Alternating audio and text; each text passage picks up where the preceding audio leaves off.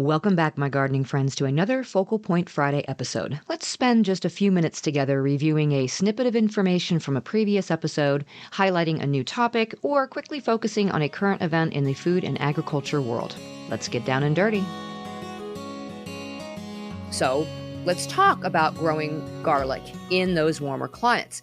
Why is it such a challenge? First of all, most garlic has simply evolved to be hardy in harsher conditions. So, where other plants find it challenging to grow or even survive, garlic has an advantage. The disadvantage comes in the warmer temperatures. Garlic develops its bulbs as a result of a combination of day length, temperature, and the amount of cold exposure.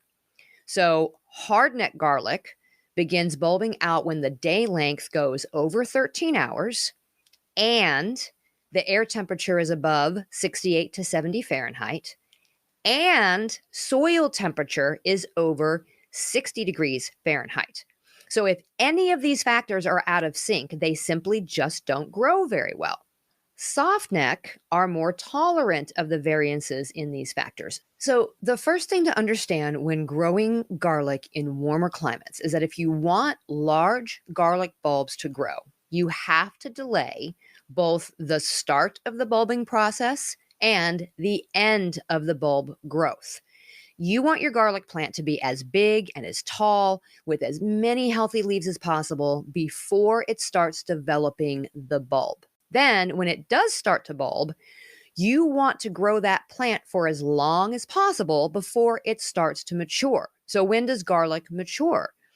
Once the soil temperatures hit 90 degrees Fahrenheit, that's it.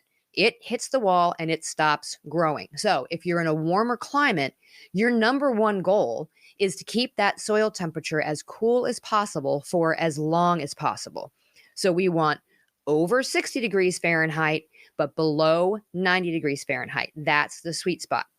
So here's how you up the ante on your garlic when you're planting it in a warm climate. You're going to start by fooling your garlic into thinking it's going through a cold winter by putting it in a paper bag and storing it in your refrigerator for about 6 to 8 weeks before planting. This is going to give that clove the vernalization it needs to form a bulb. Now, if you are doing this last minute and you don't think right now that you would have 6 to 8 weeks before your soil starts to get too cold to plant in your area, go ahead and try it anyway. Even 4 weeks may be as enough for certain varieties to be able to be vernalized, especially like we talked about, those soft neck varieties. So next, you're going to time your planting for when your soil temperatures are below 60 degrees Fahrenheit.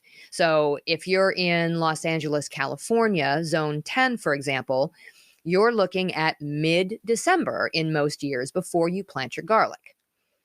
Then you're going to want to keep the soil as cool as possible for as long as possible. And how do you do this? Come on, you know the answer. It's mulch, right? Remember, mulch that reflects the heat rather than trapping it is your best bet for keeping root zones of plants cool. So use things like straw or hay or something light colored and non-porous like wood chips. No dark colored bark mulch or plastic weed cloth here. Something that's going to cool, not attract the heat. You can also strategically plant your garlic in a spot that gets afternoon shade to help with keeping it cooler in the afternoon heat. And then you can also plant your garlic cloves much deeper than the rest of us, more like 4 to 6 inches deep instead of just the normal 2 inches.